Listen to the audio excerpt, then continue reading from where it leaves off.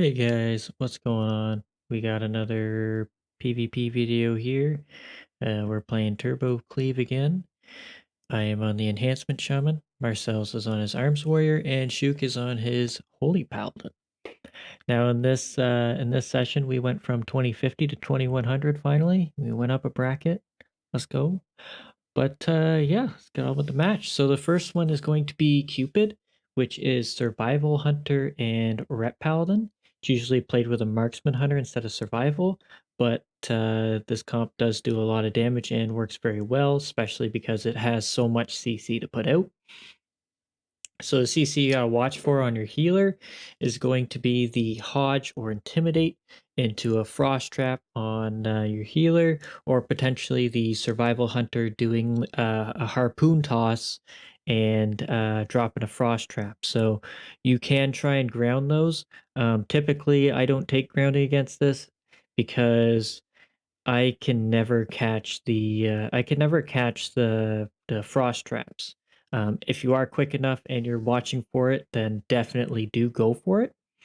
But yeah, so I don't normally take it. I just go full damage and hope things work out in a sense. But yeah, grounding trap could be very, very effective here if you can definitely land it and absorb all of the frost traps because it will land in time. So yeah, that's definitely a big tip. But anyways, we're going to train down the survival hunter for the most part. Ret paladins tend to have a much higher survival rate. They are squishy in a sense, but they have bubble, they have bop, they have shield of vengeance and everything. Whereas the hunter just has sacrifice, turtle, and I think survival instincts with a bit of exhilaration. Still quite an easy target. As you saw, he did go down. So always try and focus the hunter, and also he will be taken down by or it will help with the traps too. He won't be able to free trap your healer at all because you'll be forcing him into combat and stuff like that. Always watching his health and everything. So it's definitely a good idea to try and take down the hunter. On to the next match, we got Augmentation Unholy DK. This is a tricky one. Very, very high burst potential against these guys, so make sure you're ready with your defensives. Make sure you're ready to help heal and stuff like that. We're going to focus down the DK, and the reason for that is Death Knights are very weak against physical damage. They will fall over. So Turbo excels at physical damage. As you can see, the DK is just getting absolutely monstered. I got an Ascendance proc. I got everything going. The healer's trying to heal. It is a Holy Priest as well, so they do have to cast a significant amount. So be ready with your interrupt. They only have one school as well, so it's very, very crucial to interrupt them. If you can do it on cooldown, it's even better. The augmentation is going to do his best to heal, but his healing effectiveness isn't all that amazing. Another thing to watch for is the blistering scales. When the Aug puts that on him, you can purge it off and it takes all 15 stacks off or however many he has left. So it definitely is a good idea to purge for the most part because I think it's like a 10 or 15-second cooldown. But as you see, the DK does fall over. So it is a good idea to purge and focus the Death Knight because physical damage is just going to take them down. So here we have Thunder Cleave, another variation of Shaman Warrior. We're going to be doing a lot of switching here. And the reason why is because of the Druid. Druids excel at single target healing. They don't have to use mana. They don't have to worry about swapping dots or hots, or any of that. So switching around on like defensives and stuff, as you can see, I just turned. I have an Ascendance proc. I'm just wailing on this Druid, and he almost dies.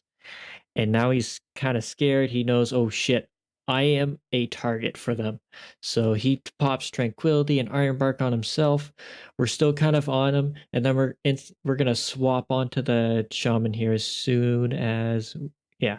So here comes the swap to the Shaman. He's got full hots on himself. Now he has to switch all the hots to the Shaman. So here you can see the Shaman's falling, the Druid's trying to get him back up and healthy, and here I go swapping back to the Druid. Another good thing would be to swap onto 3 targets, so that way he doesn't have Life Bloom.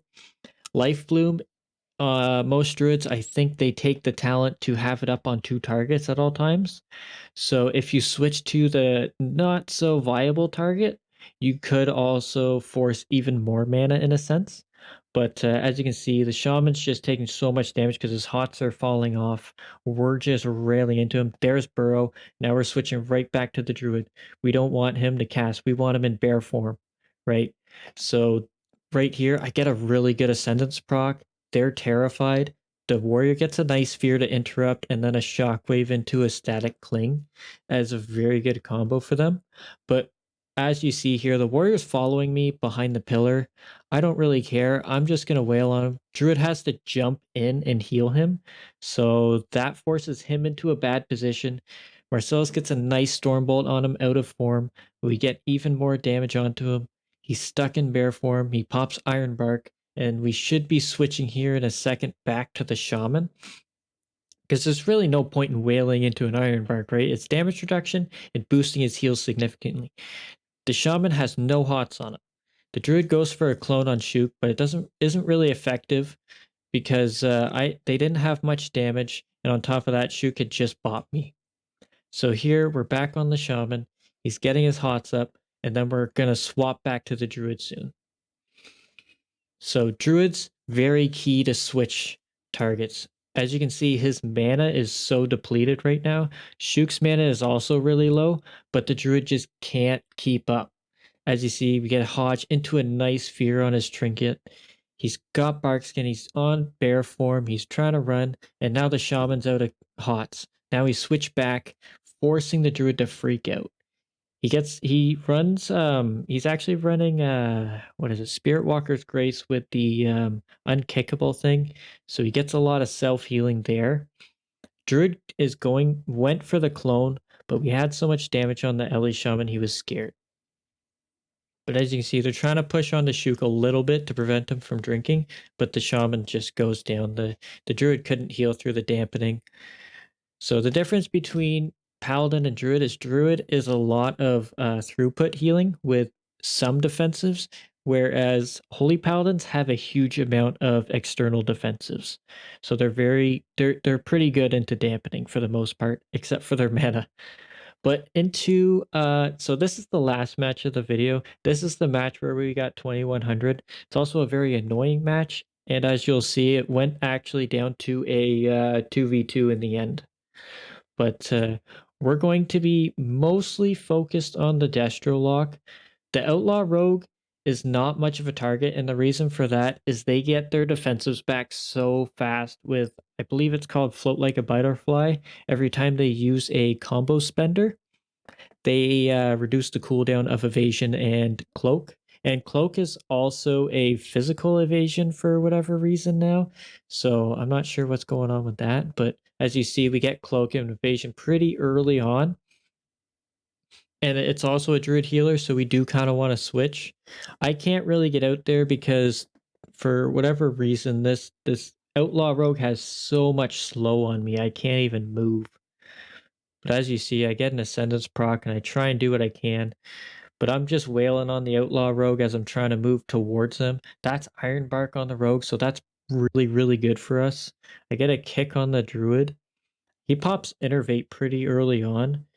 But as you see, Shook pops Sacrifice, and that's a defensive for us. But here, we're getting onto the Destro lock finally, but the rogue's just denying it all. Gets me in a kidney shot, and he's just eating me alive. I still can't freaking move, which is the most annoying thing ever. Outlaw rogues have so much, and they're so annoying. But he's playing fairly well, just keeping me out and away from the two ranged. I can't even get on top of them. As you see, I'm just moving so slow. I pop Spirit Walk, but they get a Vortex down. They get me more CC. It's just like, holy. You could go Ghost Wolf here, but I find I'd rather wail on the Outlaw Rogue, forcing the Druid to use up some more mana. But as you see, he went for a drink way in the way, so I just drop Earth Grab Totem and it pulls him out of stealth. And it pulls him into combat too, so it cancels his drink. It's also a very good thing to to mess with druids is Earth Grab Totem, because they'll always be going for drinks. So I didn't worry about a Tremor Totem here, and the reason why is the Destro Lock was far away from us. And as you see, we get on top of the Druid and he instantly tranquilities. So now we know, okay, the Druid's actually a fairly decent target here. We could kill him. And all while this is happening, the Warlock is throwing out Havoc, and that's a curse. Make sure you have your Cleanse Spirit. And the reason why is when he Havocs, he's going to also Mortal Coil, which is going to be a double Horrify. It's essentially a 2-second stun, but you're moving away. So it's very annoying, and it also reduces his damage output too, because he's not Chaos Bolting 2 targets. But here, I'm able to actually get on top of the Druid a whole lot, and I'm just making him use all of his defensives and everything. And Marcel's is kind of dealing with the 2 DPS.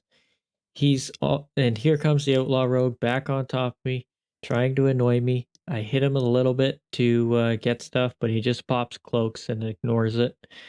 I get a charge, and then I also get a really strong Ascendance proc here. But here comes the damage from the Warlock because he just popped Infernal. Normally we would just LOS this, but we had so much pressure that we felt we just had to send it.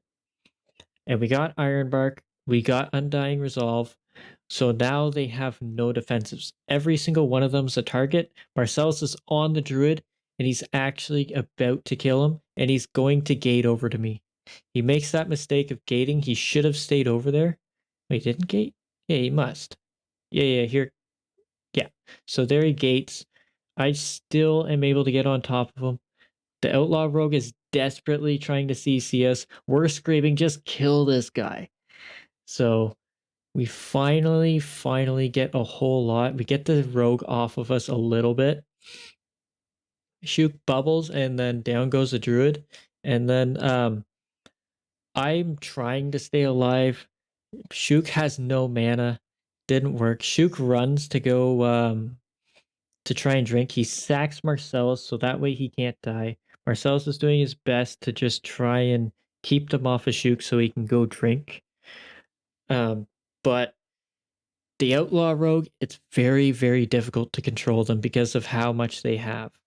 So here Shook is just trying to get away from the Warlock. He's so low. He's terrified. Marcellus is trying to kill the last little health of that Rogue. And there he goes. And now it's a 2v1. Shook is so close to dead. He's terrified. He gets a quick little heal off just in time. Marcellus is CCing the Warlock. And Shook's able to sit down for a second and get the drink. But that is it for the video. Hopefully you enjoyed. And I hope to see you in the next one. Later.